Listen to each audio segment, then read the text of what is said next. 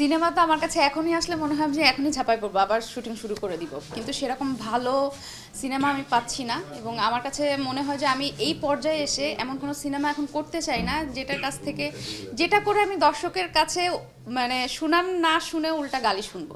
তেমন অফার আমার কাছে অনেক আসে, যারা নিজেরা প্রডিউসার হিরো হতে চায়, নিজেরাই প্রডিউস করে নিজেরাই হিরো হতে চায়। তো আমি মনে করি না এরকম সিনেমা এখন আমি করব।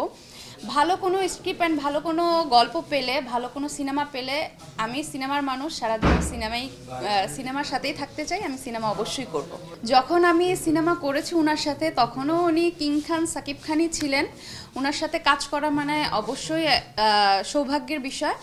তো ওনার সাথে আমার দুটো কাজ হয়েছে, একটা ফাদ এবং পরেরটা হচ্ছে মেন্টাল। তো এখন তো কি বলবো, এখন তো সবার ছোট বড় সবার কাছে উনি একজন স্বপ্নের নায়ক। কিং খান আমাদের সুপারস্টার, সুপারস্টার না মেগা স্টার বলে সবাই। তো আমি মনে করি যে ভাইয়া নিজেকে অনেক চেঞ্জ করেছে আগের চেয়ে। আমি যখন ওনার সাথে কাজ করেছি, এখনকার সাকিব খান আর তখনকার সাকিব খানের মধ্যে অনেক পার্থক্য। তো ভাইয়ের জন্য সবসময় আমার শুভকামনা থাকবে যেন আরও অনেক ভালো ভালো সিনেমা বাংলাদেশকে উপহার দেয়। অবশ্যই আগে এরকমই ছিল, তারপরে বডি ফিটনেসের দিক থেকে একটু আমার কাছে মনে হয় যে আগে আরও একটু গুলুমুলু ছিল। এখন অনেক সচেতন, এখন অনেক স্মার্ট লাগে, মনে হয় আরও বয়স অর্ধেক হয়ে গিয়েছে। বডি ফিটনেস অনেক সুন্দর। আর আমার কাছে এটা মনে হয় উনি নিজেকে চেঞ্জ করেছে শুধুমাত্র কলকাতা সিনেমা করে। উনি যতগুলো সিনেমা বাংলাদেশে করেছিলেন, হ্যাঁ অনেক সুপার হিট সিনেমা আছে বাংলাদেশে, কিন্তু নিজেকে ওরকমভাবে প্রেজেন্ট করা, নিজেকে সুন্দর একজন পুরুষ হিসেবে প্রেজেন্ট করা, আমার কাছে মনে হয় যে উনি কলকাতার প্রথম যে সিনেমাটা করেছিলেন শিকারি, আমার কাছে মনে হয় হ্যাঁ শিকারি সিনেমা থেকে নিজেকে ভেঙেছে। এবং তখনকার সাকিব খান এখনকার সাকিব খান, এখন মনে হয় যে উনি একজন ম্যানলি হিরো। আমার জীবনের সব থেকে ব্যবসা সফল সিনেমা জটিল প্রেম, এবং সেই জটিল প্রেমের জুটি কিন্তু ছিলাম আমি আর বাপ্পি। তো বাপ্পির সাথে সিনেমার অভিজ্ঞতা তো সব থেকে বেশি ভালো, কারণ ওর সাথে সব থেকে বেশি আমি কাজ করেছি, টোটাল 8টা সিনেমাতে কাজ করেছি। এবং আমরা যখন সেটে থাকতাম, বাপ্পি খুব চঞ্চল, খুব দুষ্টুমি করতো পুরা সেটে সবাইকে নিয়ে।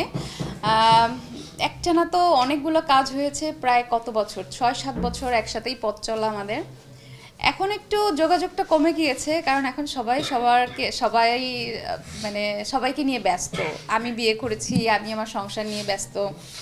এবং আসলে কি, সিনেমার বাহিরে চলে আসলে, ঘরের ভেতরে আসলে ওরকমভাবে আমাদের আর্টিস্টদের সাথে কারোর সাথে ওরকম কমিউনিকেশনটা হতো না। এটা একটা আমাদের সবার মধ্যে আমি বলবো যে একটা দূরত্ব। আমরা যখন সবাই এক জায়গা থাকি, মনে হয় যে এটাই আমার পরিবার, এটাই সবাই আমরা একত্রে আছি। বাট না, যখন সবার কাছ থেকে চলে আসতাম ঘরে, কেউ কারোর খোঁজ নিত না, সবাই যার যার মতো ব্যস্ত। আবার দেখা গেল কোনো একটা সিনেমাতে আবার একসাথে কাজ হচ্ছে, তখন আবার 1-2 মাস খুব একসাথে রমরমা, এই যে একসাথে কাজ করা, এই বন্ডিংটা। এখন ওইভাবে বাপ্পির সাথে যোগাযোগ নাই, বাট মাঝে মধ্যে হাই হ্যালো হয়, কথা হয়, কোথায় আছে, কেমন আছে, এতটুকু ও খোঁজ নেয়, আমিও খোঁজ নেই। তো আছে সব মানে মাঝে মাঝে খোঁজ খবর নেওয়া হয়।